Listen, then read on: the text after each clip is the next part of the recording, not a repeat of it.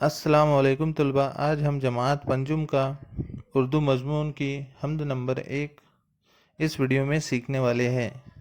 ایسی نظم جس میں اللہ کی تعریف بیان کی گئی ہو اسے حمد کہتے ہیں، اور اس حمد کو لکھا ہے ڈاکٹر محبوب راہی نے، جن کی پیدائش 20 جون سن 1939 کو ہوئی۔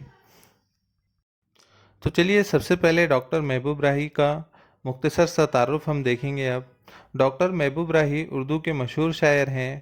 وہ ضلع بلڈانہ کے ماٹر گاؤں خرد میں پیدا ہوئے۔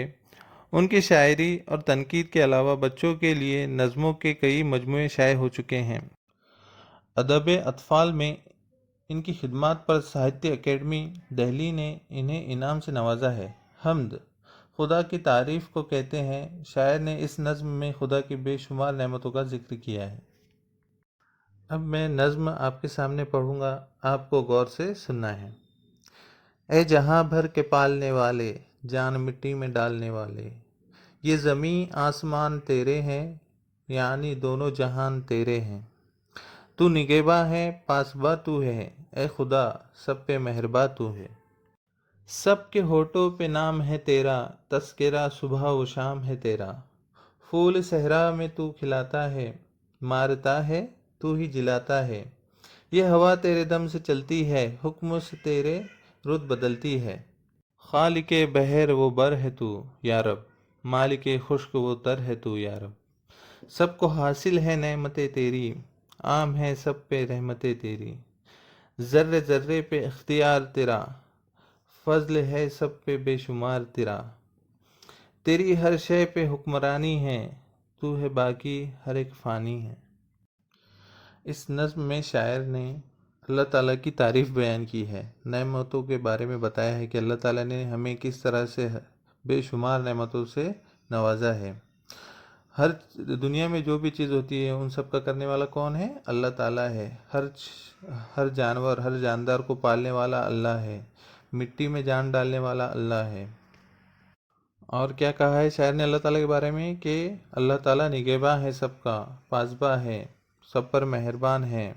اور آخر میں کہا ہے کہ صرف اللہ ہی باقی رہنے والا ہے۔ دنیا کی ہر شے کیا ہونے والی ہے؟ فانی ہونے والی ہے۔ اللہ کے سوا کوئی باقی نہیں رہے گا۔ اس طرح سے ڈاکٹر محبوب راہی نے اس حمد میں اللہ تعالیٰ کی تعریف بیان کی ہے۔ اب ہم آگے دیکھنے والے کہ جو حمد میں مشکل الفاظ ہیں ان کے کیا معنی ہوتے ہیں۔ تو چلیے شروع کرتے ہیں۔ جان مٹی میں ڈالنے والے، یہ اشارہ ہے کہ اللہ تعالیٰ نے مٹی سے بے شمار چیزیں پیدا کی ہے۔ اللہ نے انسان کو بھی مٹی ہی سے پیدا کیا ہے۔ دوسرا ہے نگہبان، حفاظت کرنے والا۔ تیسرا پاسبان، دیکھ بھال کرنے والا۔ صحرا، ریگستان۔ تذکرہ، ذکر۔ رت، موسم۔ جلانا، زندگی دینا۔ حکمرانی، حکومت۔ تیرے دم سے، تیری وجہ سے۔ خالق بحر و بر، پوری کائنات کو پیدا کرنے والا۔ مالک خشک و تر، ہر چیز کا مالک۔ باقی، ہمیشہ رہنے والا۔ فانی، فنا ہونے والا، ختم ہو جانے والا۔ آگے مشق دی گئی ہے، تو چلیے مشق کو حل کرتے ہیں۔ تو سب سے پہلا جو سوال ہے ہمارا وہ ہے ایک جملے میں جواب لکھیے۔ اس کا پہلا سوال پوچھا گیا ہے ہمارے کو، شاعر نے جہان کا پالنے والا کسے کہا ہے؟ جواب ہے شاعر نے جہان کا پالنے والا خدا کو کہا ہے۔ نمبر 2، دونوں جہان سے شاعر کی کیا مراد ہے؟ جواب، دونوں جہان سے مراد دنیا اور آخرت ہے۔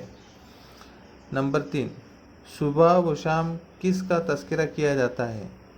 جواب، صبح و شام خدا کا تذکرہ کیا جاتا ہے۔ سوال نمبر 4 ہے، وہ مصرع لکھیے جس میں زندگی اور موت کی طرف اشارہ ہے۔ جواب ہے پھول صحرا میں تو کھلاتا ہے، مارتا ہے تو ہی جلاتا ہے۔ یہی وہ مصرع ہے جس میں موت اور زندگی کا ذکر ہے۔ اگلا سوال ہے ہمارا، نظم کی مدد سے خانہ پوری کیجیے۔ نیچے 3 مصرے دیے گئے ہیں اور اس میں خالی جگہ دی گئی ہے، تو ہم کو حمد میں دیکھنا ہے اور وہ مصروں کو مکمل کرنا ہے۔ تو پہلا مصرع ہے ہمارا، سب کے ہونٹوں پہ نام ہے تیرا، تذکرہ صبح و شام ہے تیرا۔